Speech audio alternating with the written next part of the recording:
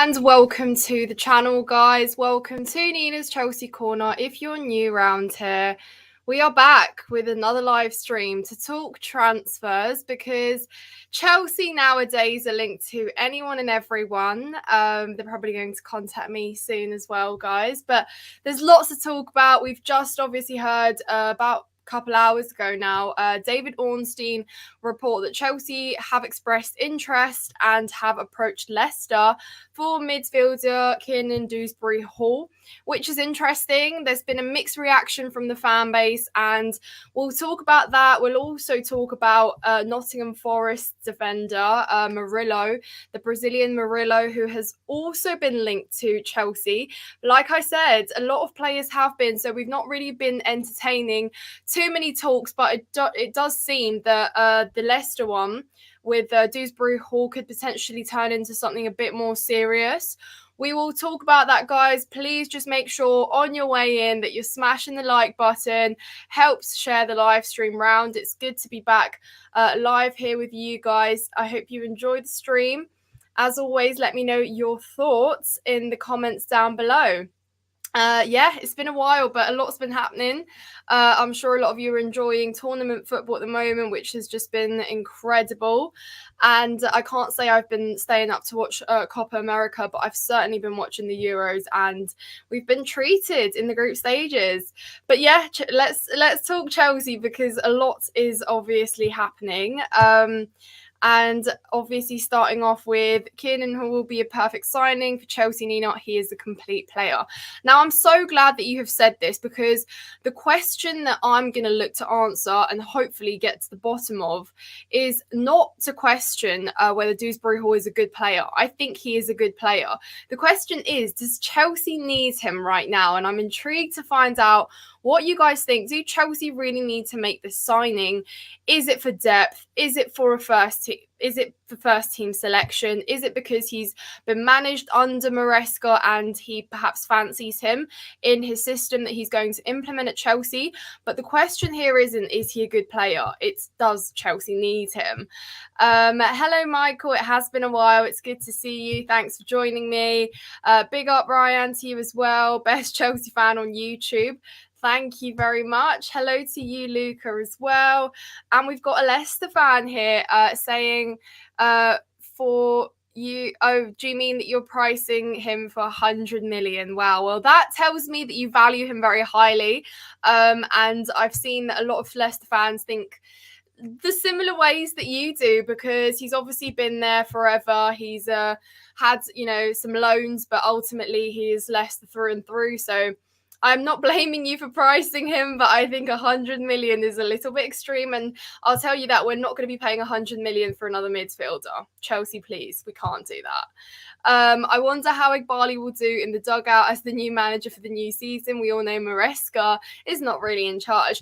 Well, it's really interesting, Michael, that you mentioned that, because what I thought initially when I saw this being kind of reported that we were interested in him was, well, is this actually Maresca's kind of wish here? Because we all know that partly why they parted ways with Pochettino was because they didn't want him to have much agency in the transfer window. So now my thinking here is, well, obviously Maresca's managed him. They've got a really good relationship there. And, he worked in the system that flourished, that, got Leicester promoted ultimately, etc. But we know that that's not quite the case. And we know, like you say, Michael, that it's not quite the managers making the calls here. So it's an interesting one, because you ask yourself, is this what Maresca wants, or is this what Chelsea's new model kind of requires and asks? So there's a lot of confusion. There is a lot of a lack of understanding here with what the transfer strategy really is here. And we just lack clarity, because it seems like, oh, interested in this guy, that guy, and then it's just all over the place. Chelsea, oh, right, he's not the answer. We need someone better. Look, again, it's not quite about how good this player is, because he's good. It's always a question, do we need him right now? And we'll get into that. Richie, thank you so much for the super chat. How are you? I'm at Girls Aloud at O2. Oh, amazing. Have a great time. I hope it's a good concert. To be fair, I've seen a lot of people recently there, and obviously because the Taylor Swift tour is on at the moment, there's not been much noise around that. But I hope you enjoy and have a great time. time. And thanks for tuning in. Yeah, we don't need him unless Gallagher leaves. Well, that's actually a great statement to make there, because it does make me think that someone is exiting. So if we do go through at the moment which midfielders are at disposal, there are probably a couple that will be going on loan. You know, you look at your Ugochukwu's, who hasn't really broken into the first team at all and probably needs a little bit more game time at a top level. Playing senior football, could do with the experience. You know, you look at your Santos, who first loan didn't quite work out, second one hopefully better, and your likes of Cassidy, who we called up from Leicester again, who was happily on loan there too. So unless someone like Conor Gallagher is leaving, then yeah, I guess it's for depth. I guess it's for more options. And it's interesting that we're going for someone that's 25. You know, it's not the whole old 25 and under, unproven, etc. Someone who's done it in the Premier League, someone who's done it under someone that is going to be managing us. So I guess you can take some comfort from that. But again, I think we should ultimately be spending our money elsewhere. So in my opinion, I don't quite understand it. Hi, Nina, I haven't kept up to date with all the transfer news. What's going on? Well, Paul, it's very hard to keep up to date with transfer news at Chelsea nowadays, because as soon as something comes up, it's either shut down immediately, it's just a rumour. And there's been so much, you know, you stretch back to like the Julian Alvarez noise that was kind of going on for a few days. Then we had the same kind of bomb with Isak from Newcastle yesterday, which lasted about 3 hours. And that's why I've not really been entertaining that too much. I mean, again, we do get links with anyone and everyone. Chelsea is obviously a club that's got, you know, so much noise around it constantly. So I've not really taken too much into this news. So don't worry, Paul, you've not missed much, but we just are talking now about interest expressed on behalf of Chelsea for Leicester's Kiernan Dewsbury-Hall, who could potentially join us. And we will also talk about another potential, which looks a little bit closer or more likely, but I, again, kind of disagree with, and that is Murillo from Nottingham Forest. We will talk about him. We will also talk about our new youngster, Mark Guy from Barcelona, who's a striker and potentially could be leading the front line or a backup for Jackson next season. But do we need a backup for the backup? See, this is where I want us spending money, not for another midfielder. But yeah, honestly, it's all been a bit crazy. If Gallagher leaves, yeah, I agree. That's probably looking the case, and we know it. It's not going to be news to anyone. If Chelsea needs KDH and we need swap deals, well, who would you want for a swap deal? I'd be interested to know. Oh, there we go. You've answered it right away. Swap deals for Gallagher. Oh, pardon, that made me almost stutter there. I mean, I'm interested to know kind of how much money we're obviously going to price Gallagher for. I mean, I guess he's an academy product, isn't he? Dewsbury-Hall for you. So I guess if that's a trade you're saying there, then Chelsea need Isak. Well, that's not happening anymore, as we know. Maresca hasn't even had one interview yet. That says a lot for me. Barley really pulls the strings. Yeah, guys, and look, listen, I'm not too sad and disappointed about there not being an interview yet. I really loved that interview that Mauricio Pochettino did last year, literally at about this time, maybe in a month's time, a year ago today. And we were all like, yes, we're sold. This is it. And I don't want to be sold another dream. So I don't really, it doesn't bother me as long as we get business done and things are making sense transfer-wise, then I'm okay. And I can live without an interview from a manager telling us how he's going to fix Chelsea. Ultimately, we need some actual physical proof, don't we, guys? I don't rate Dewsbury-Hall at all. Plus, I don't think Chelsea need him. You've got enough midfielders.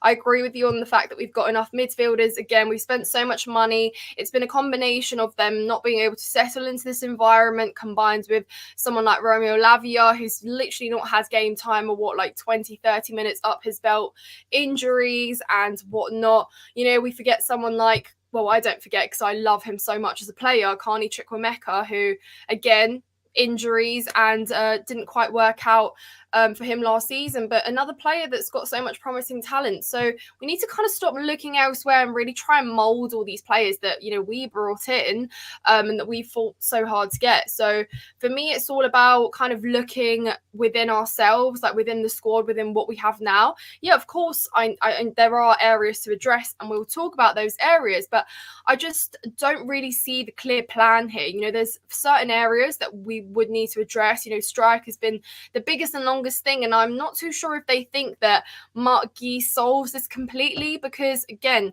he's a talented kid, and I don't actually have that much problem with that transfer because it's low risk. You're not paying 100 million for an 18-year-old striker that's not really got a sniff into Barcelona's first team, but someone who's showcased potential. We know we're all about potential, aren't we, at Chelsea? So yeah, you know, what could go wrong? But then again, I do fear for him because in my head, Nicholas Jackson is still quite raw. He's still quite unproven. He's had a good first season at Chelsea. Yeah, won't discount or take that away from him, but he's still someone that's learning. He's not that, you know, finished end product there. And then you're looking at someone like Mark Guy who could, you know, come in and be backup. But what happens if, you know, God forbid, Jackson gets injured, for example, and then you're putting so much pressure on this youngster to deliver and score you goals. And again, guys, we kind of were blinded with the fact, well, not blinded, but I suppose you could say that we didn't really feel the absence that much of an out-and-out world-class number 9 last season because goals were coming from Cole Palmer, you know, so talented. But take Cole Palmer out, if we hadn't brought him in, didn't hit those numbers, you know, we're talking again. I just don't want us to make that mistake. So if we've got the money to spend on these positions where we really don't need players like that, then please just let's spend it elsewhere on areas that we actually do. Me predicting Spain as the dark horses for the Euros is really working out well so far. Dark horses? I wouldn't really ever say that Spain are dark horses. I think they've really very much kind of made a statement that they're favourites. I think, are they the only team that haven't conceded in the group stages? But, you know, regardless, by the way, I am going to be making some content around the Euros because yeah, I mean, it's just been phenomenal, hasn't it? And I don't know if you guys would like to see that, but I'm planning on doing some predictions for the round of 16. Obviously, I support England, so fun times for me. But yeah, if you guys are interested in that, then I'm going to make some content for that. So stay tuned and we can talk all about the Euros because it's shaping up to be quite the tournament. Hello, Daniel. Thank you so much for joining. Guys, make sure you're smashing the likes on your way in. There's 23 of us in here, so please do hit that like button if you haven't done so already. Yes, thank you very much to everyone who's in here right now. There's no football on tonight, which is weird. Well, no Euros anyway. Right, what else we got? KDH. I keep wanting to say KDB here, but I suppose that's probably your way of saying it. KDH will destroy his career like Danny Drinkwater and Chilwell. Danny Drinkwater, blast from the past. Look, obviously I sense a little bit of spite in your comment there, particularly with Ben Chilwell. We won't destroy his career if he comes over to Chelsea, and it seems that he's quite keen on the move. I think he's made it very obvious that he's a big fan of Enzo Maresca, praised him, said some very good, kind words about him, but now, no need to be so salty. We need a striker, no more unproven players. Preach, Daniel, but you know, it only seems that us fans are really saying this, and there's no sign remotely even of the board and the owners realizing that. And you know, this is what it is. We said kind of throughout the season that experience really, really is necessary. You know, now I suppose you could potentially say someone like Dewsbury-Hall along these other players has experience, right, when you compare him to some of our other midfielders. But at the end of the day, we've paid so much money. We just have to make it work, right? And let's not forget that, you know, if he is coming in for someone like Gallagher was never, ever meant to play the amount of games that he did. You know, it just never was. But it was a case that injuries, certain other problems in the squad happened, and then it was just the case that Conor Gallagher proved to play really, really well and became Pochettino's favourite player. So let's not forget that Gallagher, I don't think, was ever really a player that owners looked at last year and said, we're going to build a team around him, or we need to build a team around him.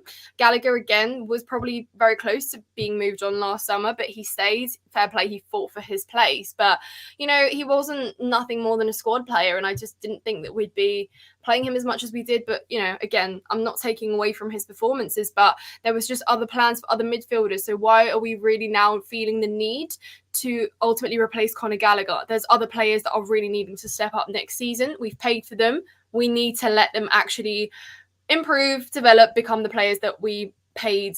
I can't even add up the sum of money that we've paid for the midfielders now. Don says, decent player from what I have watched, but not something we need. All our midfielders' positions are packed. Only way he gets a chance is if Chukwuemeka is sold, which would be criminal. I agree with you, Don. Hit the nail on the head there. Carney shouldn't be disrespected next season. I want more game time from him. He's a creator. He's someone that plays very effortlessly. We all remember that finish against West Ham when sadly he came off injured and it all sort of went downhill from there. But so much talent up his belt. If we do this, we're just hindering all these youngsters. And what's the point, guys? It's just kind of like, right, new player comes in, move out the way. New player comes in, move out the way. And it's just really not a sustainable way to build your football club, is it? So yeah, slightly off topic, but what did you think of Palmer's debut at the Euros? Yeah, obviously I was kind of yawning up until that point. I saw Cole Palmer getting up the bench and I said, yes, there we go. My eyes are on the TV again. Because, yeah, I was calling for it. I thought, why does Palmer not deserve minutes? Obviously incredible to see him play. He deserves it. He should get more game time. Southgate, make it happen. But, yeah, really, really liven things up. And we know that that's what Palmer does. Hopefully Southgate does too. Right, what else are people saying? Cole Palmer needs to start for England next game. I agree. And yeah, frankly, Southgate just needs to be a little bit more bold. Like, he himself now said that this is potentially his last, tournament managing England. Just go full out, for goodness sake, let us see some good football, Southgate. I know it's about getting and proceeding into the next rounds and getting to the final ultimately, but with so much talent, it's just criminal not to at least expect a little bit of decent football. I get that he was annoyed at how much criticism came, even though English topped their group and other teams, like your Belgiums, your Frances didn't actually win their groups. But again, we've got high expectations because we've got the quality, right? So yeah, I agree with you. I think he needs to be bold and hopefully make some changes. But yeah, we'll see. We will see. Right. Hardly anyone mentioned Spain before the Euros. It was all France and England. Oh, guys, it's turned into a Euros chat. I love it. It was all France and England, according to the media, and we know how that is going. Yeah, but again, you can't count them out moving forward. It's going to be interesting. But no, I thought Spain always had some pretty good players going into this tournament. And yeah, they've got a good mixture of young talent and still some experience. So it'll be interesting to see how they go. A part of England where you original... Yeah, so I'm actually... okay. So this is not complicated. I don't know why it's a complicated answer. So I'm Bulgarian, but I'm born in England, if that makes sense. So both my parents are Bulgarian. I'm born in England, so I am Bulgarian. That makes me Bulgarian. But I'm English, obviously, of course. And I support England. And yeah, sadly, Bulgaria are not in the Euros. Haven't been in a while. Yes, to a striker, but one with Premier League experience. I agree. This is exactly what we need. Hey, Billy, thanks for joining us. Guys, striker, this is what I said last season. In summer, we were faffing around looking, trying to secure our Caicedos, which obviously, of course, we really, really wanted. But ultimately, there was always one thing hanging over our heads, and that was go for a striker. And last season, or last summer rather, there were strikers out there on the market. But because we were so set on going and sticking and continuing on this young player model for every single position, we kind of naturally strayed away from anyone remotely experienced and just decided to really believe in Jackson and Breuer, because he was obviously available for us then. But it's just simply not good enough, or it's not actually it's not what's the word, sensible to expect youngsters that are unproven to come and score you goals. And we know that that was lacking. Yes, before, towards the end of like Thomas Tuchel, we were lacking creators as well in the team. We got that. But ultimately, scoring goals was always still a problem, which is so lucky and grateful that Cole Palmer hit the numbers that he did for us last season. But if we had spent at least some of that money that we spent elsewhere on a striker, right now we would have been chilling, because we know that the striker market is scarce. Everyone wants a striker, of course. And no offense to us, we are obviously a great club, but if players can choose and go to teams where, they're competing in the Champions League or whatever, they might do that. It's tough, right? It's tough. And we brought this upon ourselves of not addressing the striker situation earlier. So now we're kind of faced with this, Ownership is so obsessed with the future. Yeah, exactly. And future, I've seen people call us future FC, potential FC. You could call us all of those, and they're true, because you can't keep saying that our targets are to get back into Champions League football and then count on players who will need naturally a few years to settle into the Premier League or get better or, become better players, let alone when they're all learning on the job and you're trying to build a team and gel players that are all learning on the job, all have their bad days, all have their inconsistencies. So it's like, which one is it? Are you sacrificing years of years outside of Europe, or Champions League Europe, I mean, because obviously we do get European football next season. Chukwuemeka is unreal, just way too injury prone. Yeah, I agree, and I'm not even sure like what he was like when he was playing at Aston Villa, but Chukwuemeka, yeah, just a bit unlucky for us last season, really. But I think Pochettino knew, and I'm quite glad that he recognised there was a talent there, because I mean, when he was available, tried to give him some game time. I just love all the England fans losing it right now. It's hilarious. I'm really surprised people are not trusting the Southgate process. The media said he's a world-class manager before it started. I mean, there's no really process here with Southgate anymore, is there? He's got this tournament and we want to win something with England, right? That's the whole thing. I mean, there's not really a process here. There's just go out, you've got all these players. It's a great tournament. Yeah, of course, I get it. Sometimes you just take the win and forget the performance, but I just think it's a shame with how much talent we've had to not make the most of it and go and be bold and try things out. At the end of the day, Southgate picked these youngsters, right? He picked these players that have performed well for their clubs, most of them being Premier League this season. And we said, yeah, great, you made some good calls. But yeah, I'm not really sure. We're interested in Archie Gray as well. I saw that earlier. Yeah, like I said, interested in everyone. Cole Palmer is unreal, signing of the season. He is fearless, absolutely. Like I keep saying, where would we be without Cole Palmer?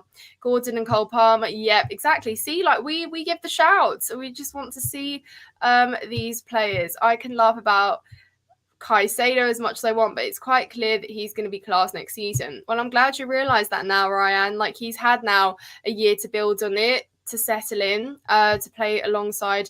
And again, a lot of people said that without Enzo towards the later end of the season, things looked better. Caicedo looked better. But again, we can't rule that off straight away. We've paid money for them. Ultimately, we must let them become better. But yeah, guys, obviously, there's a lot of England chat here. Yes, I would definitely, in that case, be doing some Euros content for you guys and let you know all my thoughts. But yeah, I wanted to also have a look at Murillo from Nottingham Forest, because when we talk about players we need and areas that we need to address, it's interesting to see that Chelsea feel the need to go in for another centre-back. And I say another because we do have quite a few now. At the end of the day, we've just signed Tosin from Fulham. I think, okay, great. It's a free, it's a free transfer. So fair play, seems physical, has got Premier League experience. Absolutely fine. It's a low risk move, whatever.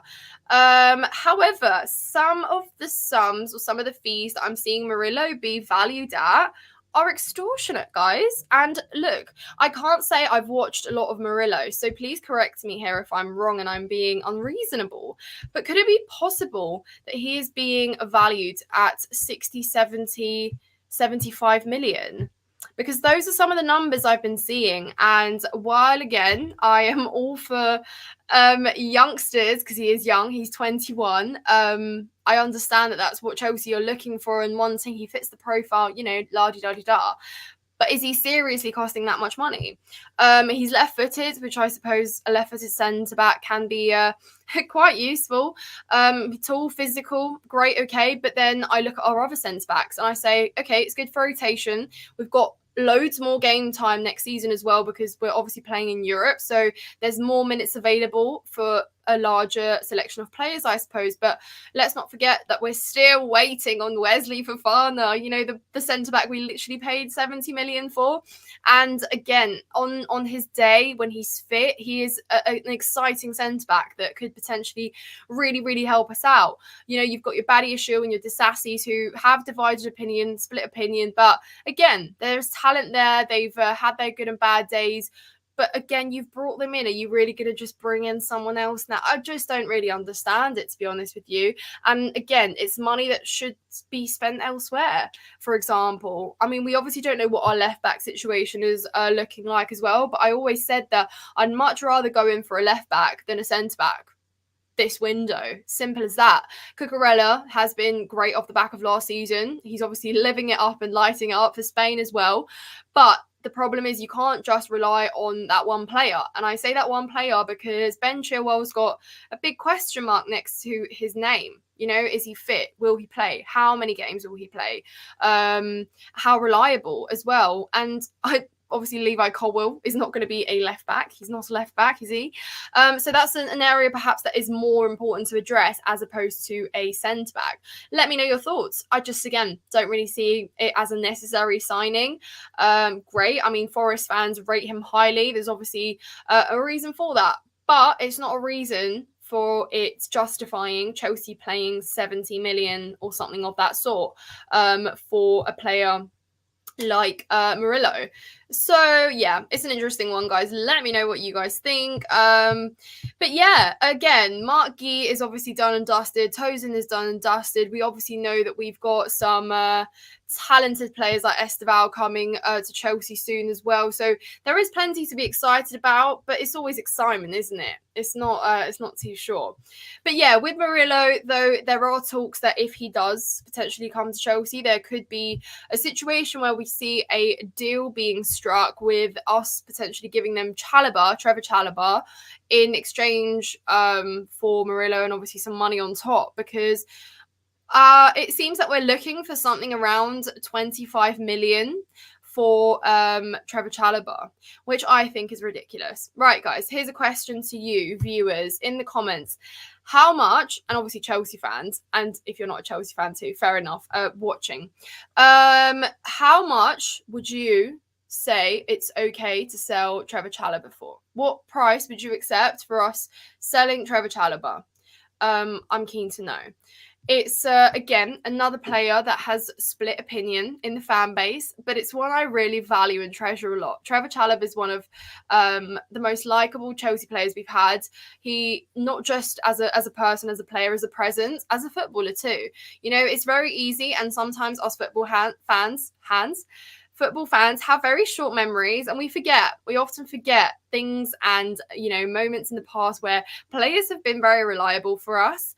It's often the case, like with Trev, that injuries happen, life happens, mistreatment happens, and then they're either gone, it doesn't end well, or I just think that Trevor Chalobah has been such a crucial part of our defence, especially under Tuchel. I'm pretty sure there was I can't remember the stat. It was either like how many games he'd started or how many clean sheets he'd had. And it was like a very high number of every game he'd started that we hadn't conceded, or every game he'd started for like 35 or something. I'm making this up, but there was a really good stat of either games he'd started or how many clean sheets he'd had when playing, and it was a number like above 30. It was a very impressive run.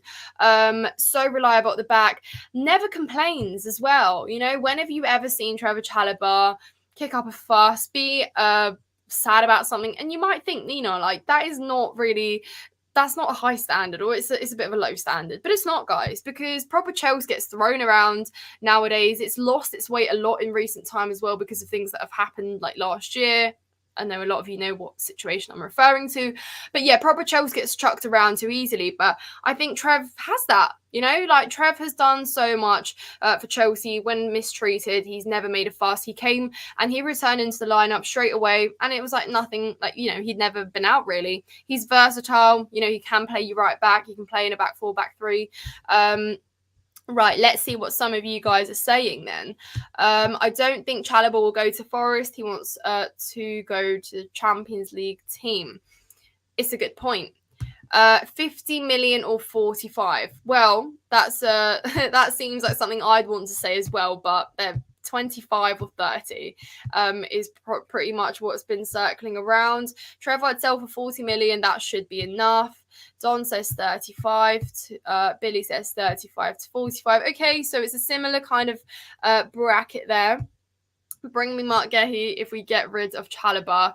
See, yeah, it's a bit controversial. I love Mark Gehi. I think he's a great player, and he's, you know, been really, really great playing for England at the back, and pretty solid for a player of his, you know, his age and his experience. But equally, and this is not me putting my Chelsea bias here, I think Trevor Chalobah has a lot of qualities in a similar way that Gehi has. And maybe that's just because I've seen him at Chelsea. I, you know, have developed quite the liking for him. But yeah, obviously Mark Gehi is quite the player. We've wanted him for so long as well. That's about right. Yeah, it seems that pretty much everyone's agreeing on that. Michael says, very disappointed in Brazil drawing against Costa Rica. It's humiliating. We must do better big time. Oh, so are you supporting Brazil, Michael? I didn't know that. Again, I can't offer you my opinion on that game because I didn't watch it, but I did hear a little bit of perhaps, yeah, disappointment after it. I also would like to see if we can't get Gehi, try get Calafieri. Oh, is that Calafieri? Is that the Italian centre-back? I can never pronounce. I couldn't pronounce his name right now.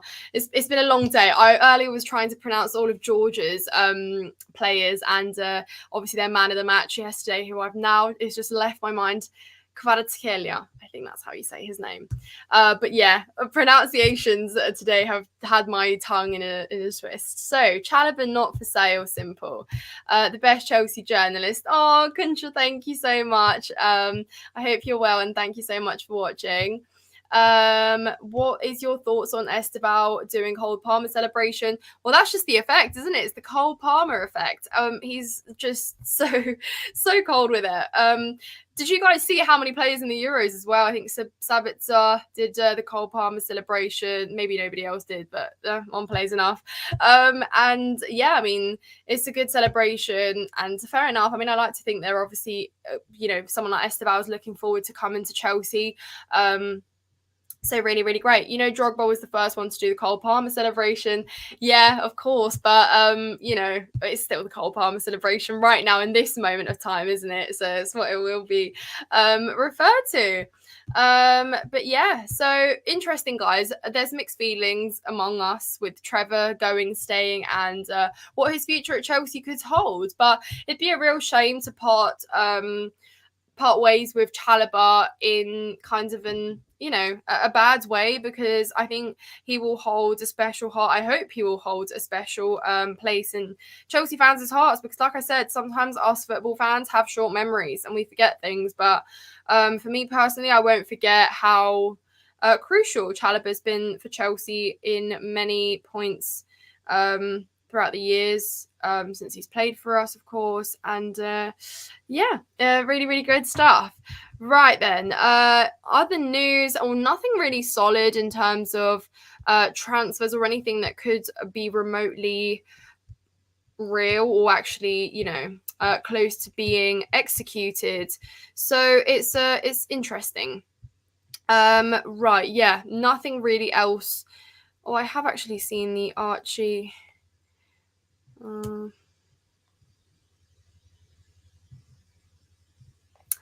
Yeah, Archie Gray seems to be circling around my socials at the moment. Archie Gray to Chelsea. We are just linked to any next. We're just our football club's just next to every player that's remotely, you know. Oh, God.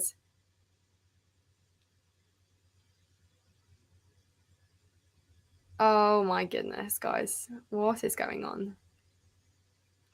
Right. Well, it says that Chelsea are signed. Well, obviously Chelsea have signed Mark Gee, but will potentially still be in the market to sign another striker, a right-footed winger, and a left back. See, this is what I want to hear. Left back, okay. Let's address that area. Striker, okay. Let's address that area. We're not going to let Nico Jackson, who's still learning, developing. You know, he's obviously going to get a handful of minutes, but again, like I said previously, there's going to be a lot of games, and we can't just rely on the fact that 18-year-old Mark Gee is going to be balling out in the Premier League as a backup striker to Jackson and scoring us loads of goals. It's just simply not fair.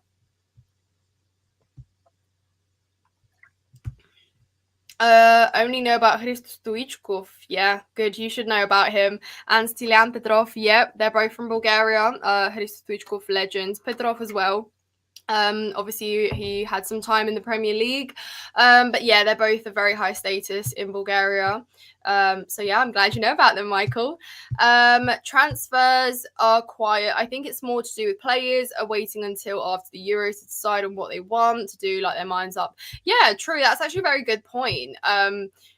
How, like, they obviously wait the Euros and then they're just kind of seeing stuff happening surrounding their names, like where they'll be going, what they'll be doing. I'll tell you who, though, guys, needs to be playing well at the Euros. Romelu Lukaku. Shall we talk about Romelu Lukaku? Since we're talking about strikers here, guys. How underwhelming has Romelu Lukaku been for Belgium in the groups?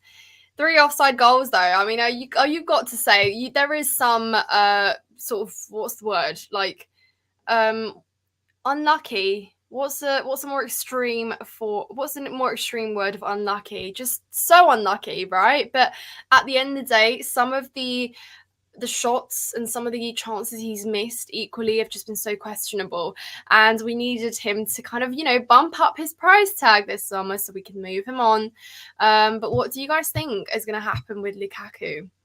Round 3, anyone? Chelsea? Oh, goodness. You just have to laugh about it sometimes, because what else could you do? You know? Yeah, nothing else too solid, guys, really. It does seem that the Kiernan Dewsbury-Hall is the most solid kind of interest that we've expressed. Talks are held, whatever that might mean. But yeah, there's no formal offer, nothing like that yet. So again, I wouldn't be surprised if tomorrow we suddenly woke up and it's like nothing ever happened today. But yeah, it will be interesting to see, really. Again, I've got no issues with the player. He's a talented player. You know, it seems like he's got a great mentality as well, good presence. He's obviously played in a flourishing system now under Maresca, but I just don't think he is for Chelsea. It's as simple as that. We're stacked in that department. You know, why do we need another one? What are you saying? My theory is a swap deal will happen with Osimhen and Lukaku.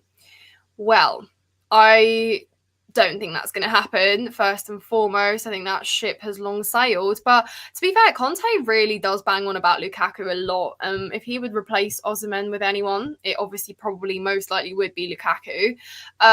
So yeah, it would just be interesting to see. I mean, he really, really didn't want to go to Saudi last year, did he? Perhaps maybe he's ready to go to Saudi this time round. I'm not too sure, but Saudi have helped us offload players in the last couple years, so who knows? Who knows? But maybe his best moments in Europe are coming to an end. You know, it's not the wildest thought really to have. What are your thoughts on Manchester City? Do you like the fixture list? Cole Palmer done again. Yeah, best believe that first game we'll be singing Cole Palmer again. I mean, what a better way to hype yourself up, right? We all love an opening fixture like that. It was Liverpool last season, wasn't it, guys? Was it a 1-1 draw with Liverpool opening day of the the Premier League season campaign, and that's I think when we formally kind of found out that Caicedo is signing for Chelsea as well. So really interesting. Yeah, I'm thrilled, to be fair, with that opening fixture. Means we get straight in there, showcase quality, and at the end of the day, everyone's coming off the back of being away at tournaments and stuff. Pre-season, it's very different, and we saw pretty much, because of how things went from that first opening game to how things proceeded, that it's not always a reflection of how the rest of the season goes. It doesn't dictate much, but I think what a better way to hype everything up, you know, the Maresca versus Pep narrative, Cole Palmer. Yeah, it's going to be great. I'm really looking forward to that one. Lukaku plus 60 mil for Osimhen makes so much sense, but these owners, again, yeah, I just don't think that's a deal they would strike. I just can't really envision it. Lukaku get rid, still think he'll end up at Napoli, whilst Osimhen goes to PSG. I think that seems more likely. There's just no way Osimhen's coming to Chelsea. I think that's long gone. Yep, thoughts on Chelsea's fixtures? Pretty decent. Don't really have many issues. I mean, you got to play everyone, haven't you? So it's all good. I'm obviously thrilled that Man City's the opener. I think it'll be a pretty good game of football. There's obviously some revenge for us to take, but it'll be interesting. Maresca versus Pep. I'm excited, I must say. Can Chelsea beat Man City on opening day? Anything can happen on opening day. Again, it's one of those you have nothing to go off. There's no form, of course. Yes, Premier League champions and all of that. But you're not going off from any form. Obviously, both teams are going to be out on pre-season, but first games are always the hype around the games, the way the players feel, the fans. I mean, it's always just quite an exception because it's the first day of the season. But yeah, I just want Chelsea to turn up. I'm excited, though, I must say. God, it's been so long. Well, it's been almost... Yeah, it's pretty much been over a month now since we have not watched Chelsea play. That is interesting. Random question: would you give up Enzo Fernandez for Osimhen? That's a very interesting question, and it might surprise you with what my answer will be. But my answer to that is difficult. No, I wouldn't give up Enzo Fernandez. I've been Enzo Fernandez's biggest advocate last season. I'm not giving up on the player that struggled so much, was dealt so many difficulties to come in and settle out, and he was set up to fail almost immediately with his price tag. I mean, how ridiculous that they ever even valued him, that he ever even cost that much, and we brought him in for that. At the end of the day, when you cost that much money, the price tag will haunt you and follow you everywhere you go. And I'll be Enzo's biggest defender. You know, next season, if things continue to be tricky for him, if he can't settle in, if he's not able, then we can have a conversation. But yeah, and also again with Osimhen, great striker, brilliant. I probably would have ripped your head off for him a few months ago, but I just don't. Yeah, I'm just over it now. It's not going to happen, so we can't really cry about it too much. Liverpool hopefully will start off properly this season. Oh, you mean that? Yeah, we played Liverpool. Yeah, I get you. Right then, what else are you guys saying? Let me have a look. When are you doing a show with Alex and Charlie? Yeah, we will be doing a show soon. Obviously, now that Euros are on, other things are happening, but yeah, we'll be reconvening soon for some content for you, don't you worry. I just want to answer this one. Who do you think will win the Euros? You know what, I came into the tournament thinking Germany, and I still would go Germany. However, I'm an England fan, right? And why on earth am I supporting in this tournament if I'm not going to believe? Okay, so the bias in me, this is more of a manifesting. My brain says Germany, but my heart wants England, right? Yes, but let me know, guys, in the comments down below if you guys who you guys are supporting at the Euros to round this one out. I'm intrigued to know how many England fans there are, who is supporting who, or if you're supporting a Copa America team, obviously out in Copa America. Also, let me know. But yeah, again, hopefully England just come through with something. I just want to see some good football.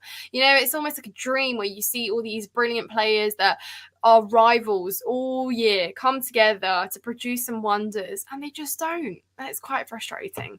But yeah, again, backing England. Hopefully hopefully they can come through. But yeah, guys, let me know who you're supporting, and leave a like if you're still here and you have not liked this live stream. Please do like it, leave some love.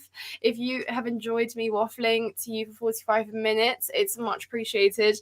Again, I thank you so much for those that have spent their evening with me here on the live. Yes, we've got some England nice here, Billy. I think Germany win, but I don't support national teams. I'm strictly Chelsea. Well, that is one loyal Chelsea fan there, I'll tell you that. Amazing. Hello, Marty. It's hard to have an opinion or get excited about any signing because of how much clickbait links and rumors. I mean, that's exactly why I don't really do videos on everyone that Chelsea's linked to. It's just pointless. Most of them are just, you know, for the chats, for the bants. But again, this just did seem a little bit more concrete with the Kiernan Dewsbury-Hall situation. It's not impossible, but again, not necessary. But we'll see how this advances in the next few days. If we'll have something more solid, something a little bit more clear around that. Niall, would be Scotland, my country, but we are out and missed out on knockout rounds by losing to Hungary. Scotland got voted the best. Yeah, I can't lie. That was a pretty horrible way to go out, but sadly, I just don't think that you showed quite enough in the group stages. But yeah, your fans are incredible though, I must say. As an England fan, I think Scotland's fans were wow. Billy, fingers crossed. One of the best Chelsea content creators out there. Thank you so much. That has made my evening. I'm thrilled to hear that. Thank you. I would go with Spain. They play good football, or Germany. Good shouts. Yep, Spain. Oh, there's a lot of Spains here. Late to the show. Yes, always enjoy your thoughts, Nina. Thank you, Marty. Appreciate you joining, even if it's late. At Spain, would you take Chiesa? 14 mil, left-wing experience proven, yet young. Yeah, do you know what? In my head, Chiesa is not 20. Is he 26? Why do I think he's older? It's probably because of how good he's been and how much, you know, he's done internationally as well. But he doesn't fit the age profile, Don. So how could we take him? He's above 25. I enjoy your pragmatic approach. Nice, thank you. I'll take that as a compliment. Gallagher gone, sadly. I hope Chelsea can be up in the top four like the good old days, but we need to be patient. Come on, you Blues. Glad to see some positivity. You're the best, Nina. You say it and tell it as it is. Thank you so much, Niall. Hello, Will. Thank you very much for joining. And yeah, guys, thank you so much to all of you guys who are still here till the end. Really, really appreciate you sticking around. Hope you're enjoying the content. Please, again, if you haven't done so, like this video. And if you're not subscribed to the channel, please hit that subscribe button. And stay tuned, guys, for some Euro content as well, because Chelsea, there's always going to be news around Chelsea. We're going to be linked with everyone, but obviously the Euros are, the round of 16 this weekend. So stay tuned for that. I hope you enjoy the rest of your weekends, guys. Take care of yourselves, and of course, up the Chelsea, and come on, England.